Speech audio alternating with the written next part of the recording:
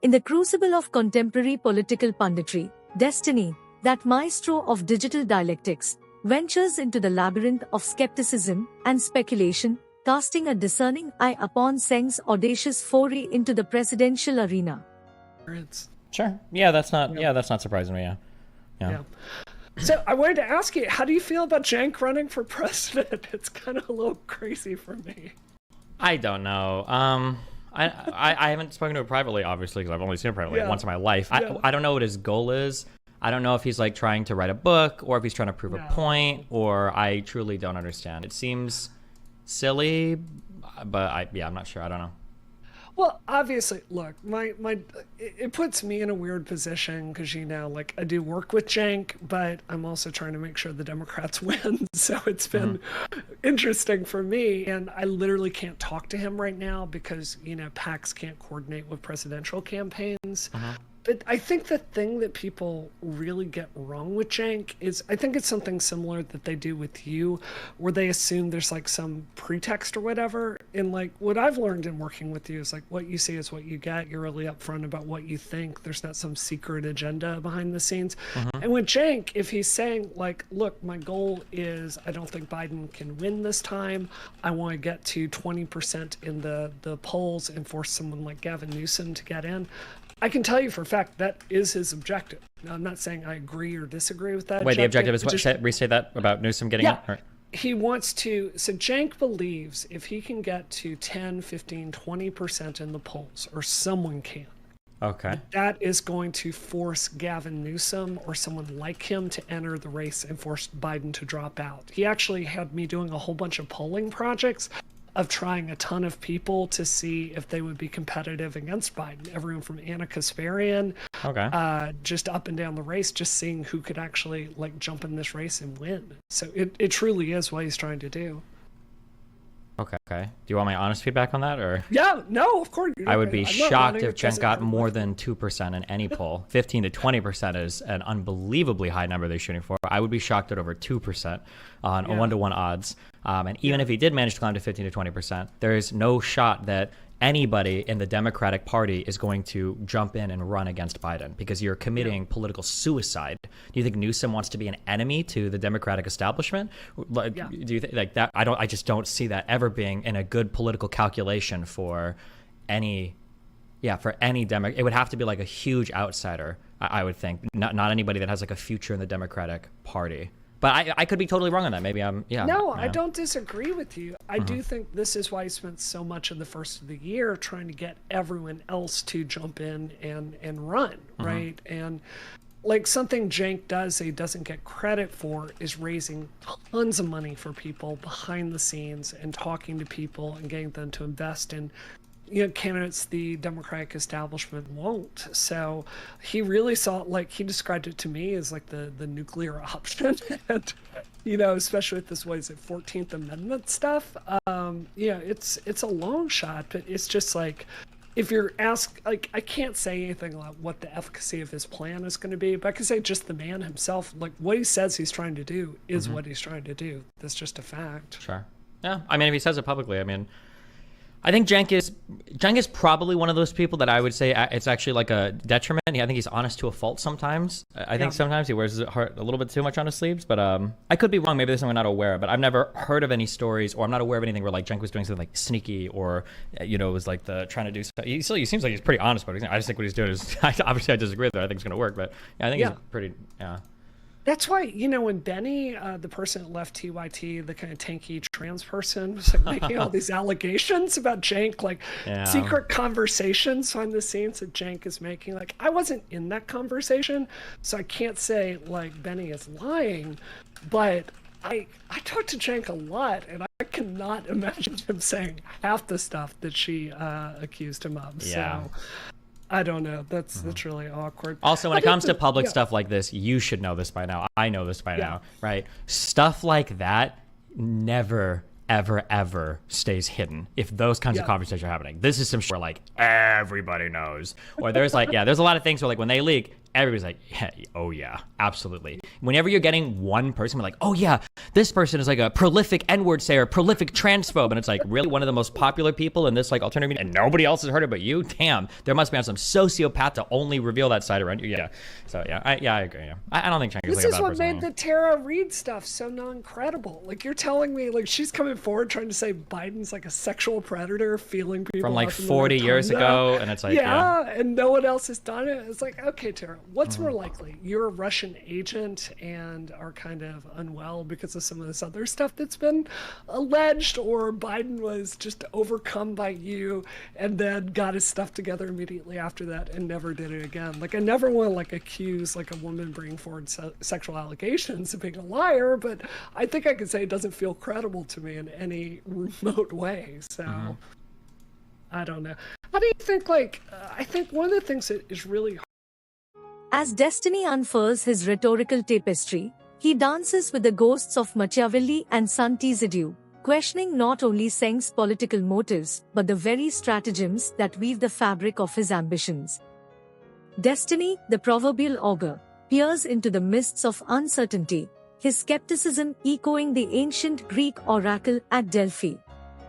Only having met Cenk privately once, Destiny traverses the murky waters of speculation, pondering whether Cenk's presidential endeavor is a Machiavellian ploy to script a political drama or merely an attempt to etch his narrative into the annals of history.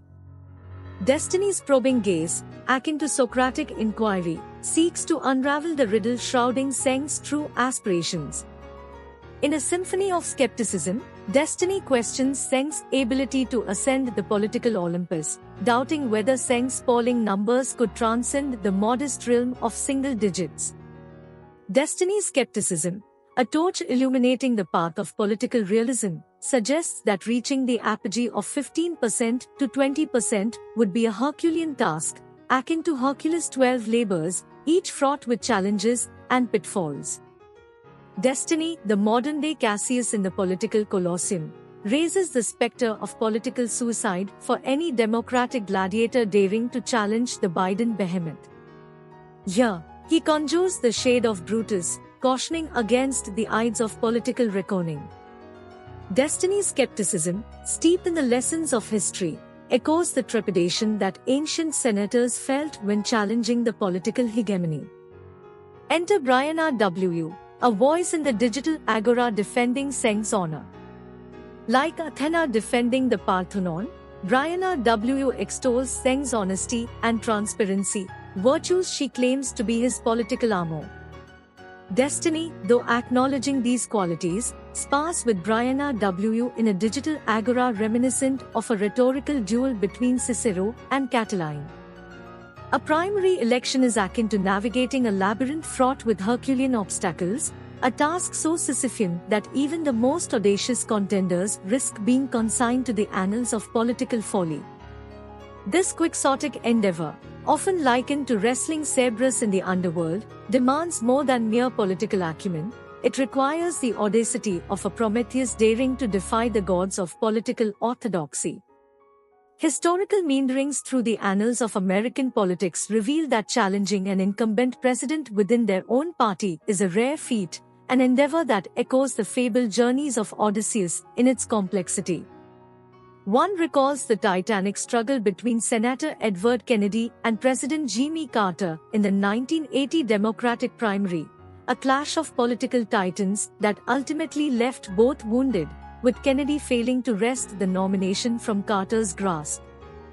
The difficulty of such undertakings is further illuminated by the case of President Lyndon B. Johnson in 1968. Confronted by the quagmire of the Vietnam War, Johnson faced a formidable challenge from within his own Democratic ranks, notably Senator Eugene McCarthy and later Senator Robert F. Kennedy.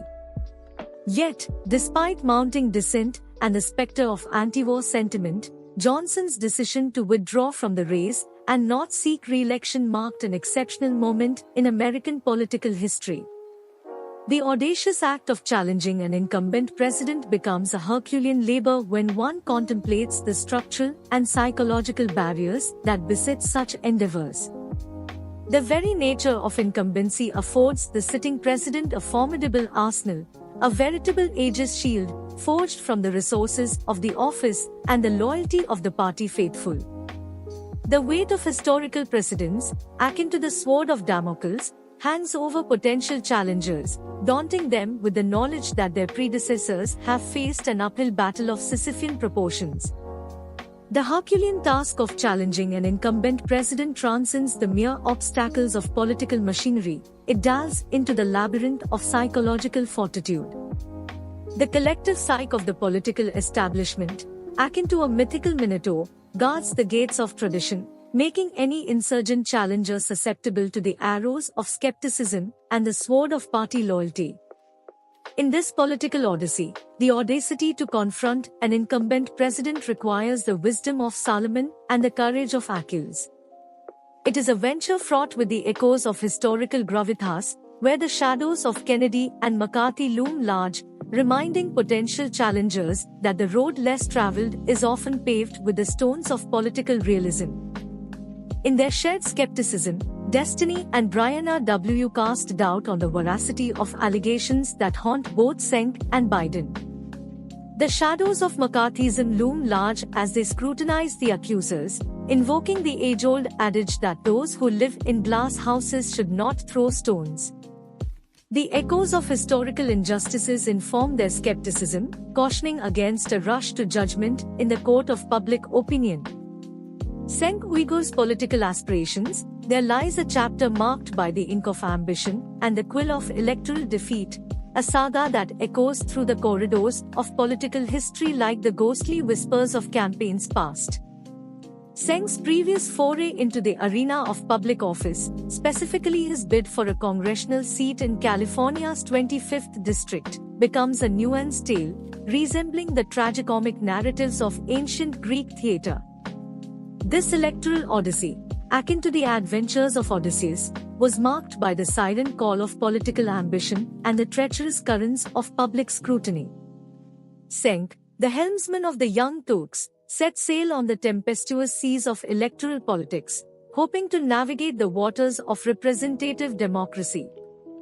However, the Scylla and Charybdis of political challenges awaited him. Despite his formidable online presence and a dedicated following, Cenk faced headwinds from various quarters. Accusations and controversies, like the sirens luring sailors to their demise, sang their dissonant tunes.